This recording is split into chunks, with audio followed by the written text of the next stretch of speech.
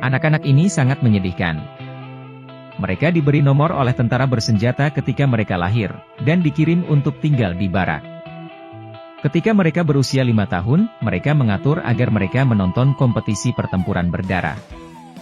Adegan percikan darah membuat seorang anak laki-laki benar-benar tidak tahan lagi. Tetapi detik berikutnya dia dipaksa untuk menegakkan kepalanya dengan tongkat oleh instruktur. Selesaikan penilaian kecerdasan kompleks dalam waktu 30 detik. Ketika dia berusia 12 tahun, dia harus mengikuti tes lari jarak jauh setiap hari. Yang terakhir akan ditembak di tempat oleh instruktur saat berusia 17 tahun.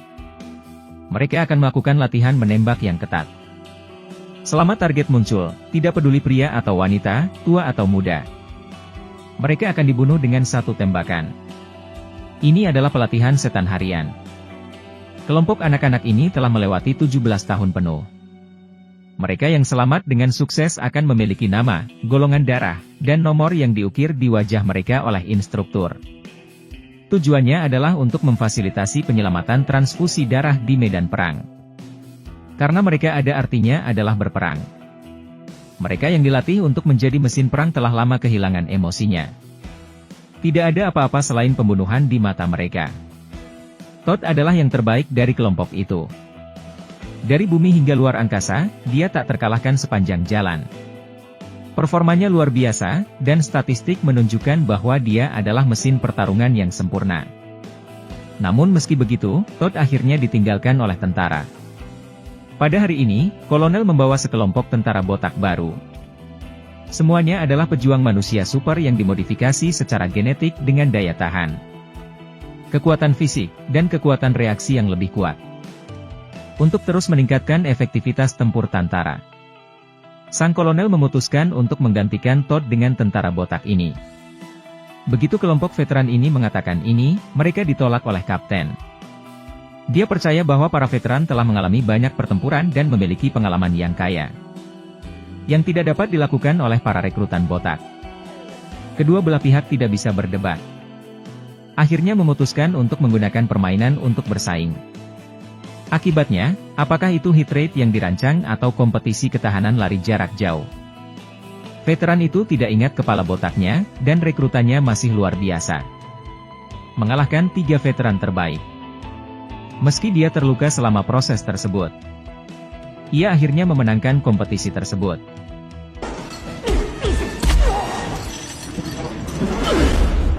Mayat ketiga veteran yang berhasil menggantikan Todd juga dibuang oleh sang kolonel. Menjadi sampah luar angkasa yang tidak diklaim. Tapi Todd secara ajaib terbangun. Melihat pesawat ruang angkasa yang perlahan pergi, kebencian yang mengamuk menyulut hatinya. Melihat lingkungan yang hancur di sekitarnya dan badai pasir yang menyapu tidak jauh.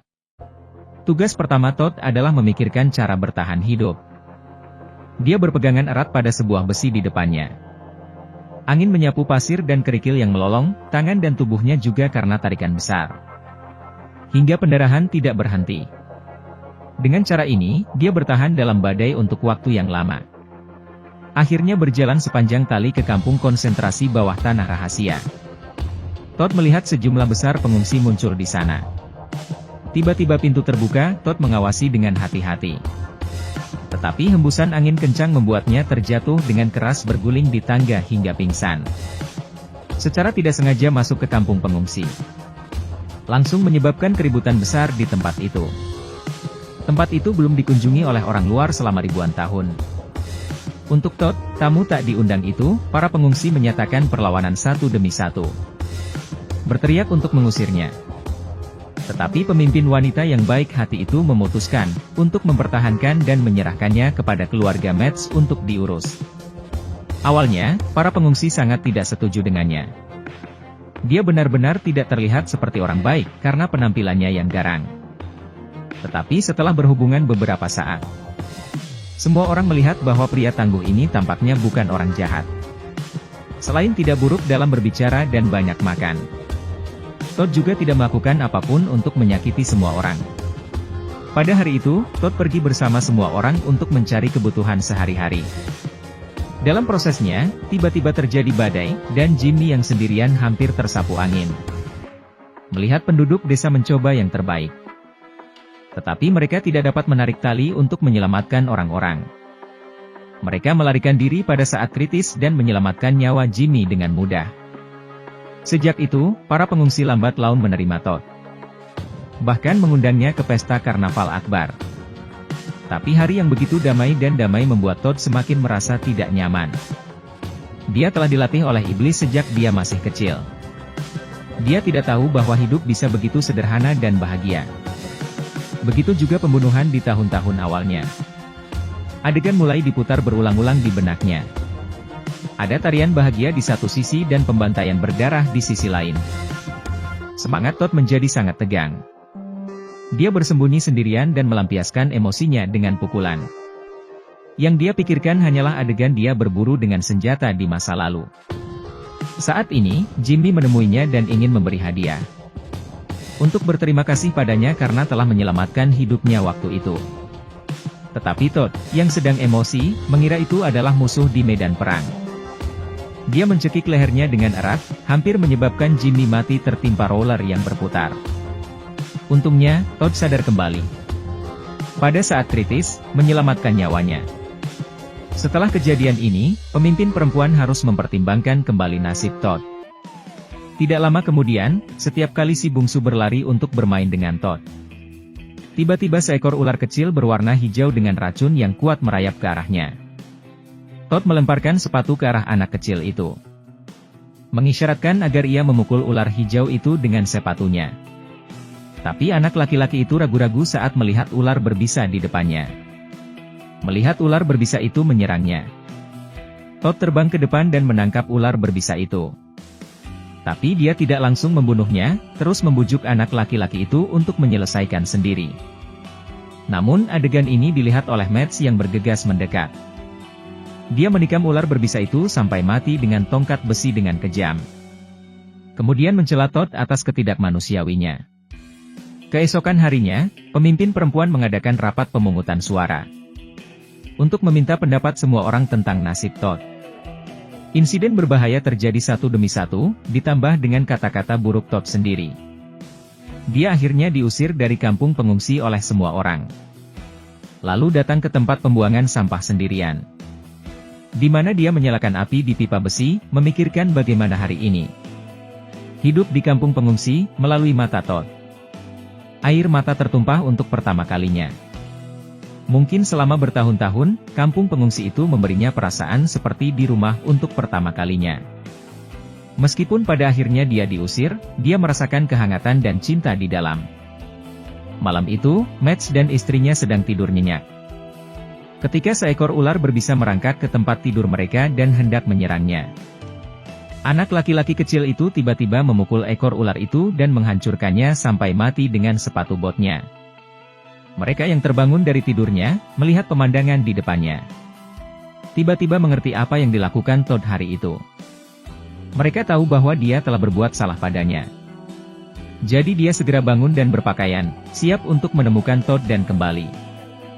Dia mengikuti tali sampai ke tempat pembuangan sampah.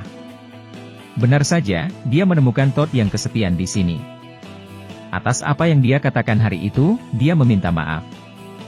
Todd berusaha mendapatkan pengampunan dari pihak lain. Tetapi Todd melihat ke langit yang jauh. Sebuah pesawat luar angkasa besar perlahan mendekati mereka. Melihat ini, Mads segera melambaikan tangannya dan meminta bantuan. Karena pesawat luar angkasa adalah satu-satunya alat yang dapat membantu mereka kembali ke bumi. Tetapi Todd menghentikannya. Karena dia melihat bahwa ini bukan pesawat luar angkasa biasa, melainkan kapal perang militer yang penuh dengan senjata. Benar saja, setelah pesawat ruang angkasa berhenti tidak jauh dari sana, dua kendaraan lapis baja dan sekelompok tentara dengan senapan mesin perlahan keluar dari dalam. Melihat hal tersebut, Todd segera membawa Mads pergi. Namun tetap menjadi sasaran kendaraan lapis baja tersebut. Sebuah bom ditembakkan dan meledak, langsung menghempaskan keduanya. Melihat hal tersebut, Todd segera menarik Mads untuk bersembunyi. Namun pada akhirnya dia meninggal karena kehilangan banyak darah. Para prajurit patroli yang bertanggung jawab melaporkan berita penemuan manusia kepada kolonel di pesawat luar angkasa. Tetapi dia kejam dan diperintahkan untuk menembak semua pengungsi. Dia terikat untuk meratakan tempat itu dan mendirikan stasiun pemantauan baru. Pemimpin wanita dengan cepat mengumpulkan semua pengungsi untuk berlindung. Dia dengan berani melangkah maju untuk bernegosiasi dengan pasukan kolonel. Tetapi para prajurit yang telah lama kehilangan kemanusiaannya tidak peduli dengan hal-hal ini. Mereka hanya peduli pada perintah. Detik berikutnya pemimpin wanita ditembak langsung oleh roket, bom dan api menelan tempat itu dalam sekejap. Para pengungsi menjadi berkeping-keping, dan menderita banyak korban. Pada saat kritis, Todd kembali lagi. Dia mengambil senjata, amunisi, belati dan bom yang jatuh di tanah. Mereka bergegas ke medan perang tanpa ragu. Kali ini, Todd harus menghadapi musuh sendirian. Saat malam tiba, 3 tentara bersenjata lengkap mengarungi depan dengan peluncur roket. Ketika mereka berbalik, Todd yang bersembunyi di kegelapan menusuk salah satu dari mereka dengan belati. 2 tentara lainnya yang melihat hal tersebut langsung menyemprot semua sudut di depannya dengan api. Tak disangka, Todd tiba-tiba muncul dari dasar air. Langsung menghujani dada mereka dengan 2 tembakan. Di sisi lain, tentara lain mengepung reruntuhan, dan senapan mesin di dalamnya terus menembak tanpa henti. Tetapi ketika semua orang berkumpul untuk melihat lebih dekat, mereka menemukan bahwa itu adalah jebakan.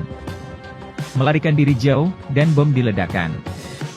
Beberapa tentara meledak dalam sekejap. Todd kemudian mengemudikan kendaraan lapis baja itu dan menabrak pasukan musuh.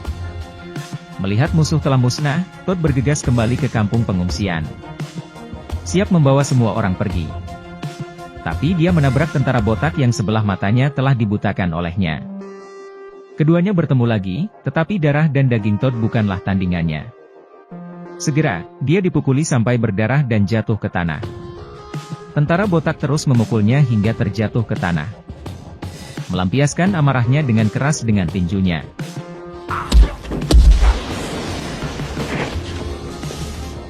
Pada saat kritis, dia melarikan diri untuk melihat pedang di tanah.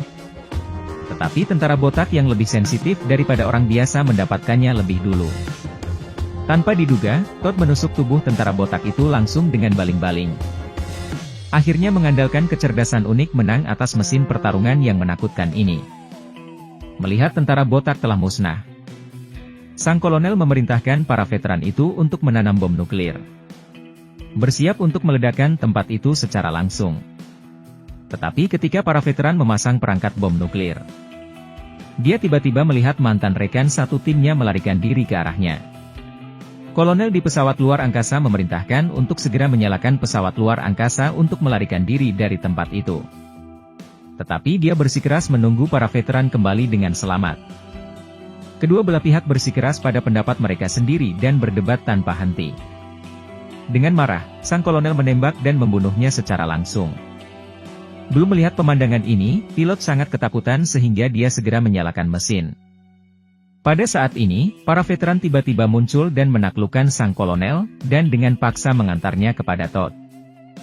Melihat sang kolonel yang kejam di depannya, dia buang air kecil di celananya dengan ketakutan. Memohon untuk melepaskannya. Tapi Todd mengabaikannya dan langsung melemparkannya keluar dari pesawat luar angkasa. Dengan ledakan perangkat bom nuklir, sang kolonel menghilang keluar angkasa selamanya. Pelarian tersebut membawa para pengungsi untuk menemukan rumah baru lain yang cocok di alam semesta. Teicheman adalah film fiksi ilmiah aksi yang dirilis pada tahun 1998. Meskipun tidak memiliki efek khusus Hollywood saat ini, film ini telah menjadi film klasik di hati banyak orang dengan adegan pertempuran dan peledakan yang hangat, serta adegannya yang hidup. Penggambaran karakter yang dibuat, dan kemauan Todd dalam film, dan kepribadian juga akan mempengaruhi orang dari generasi ke generasi.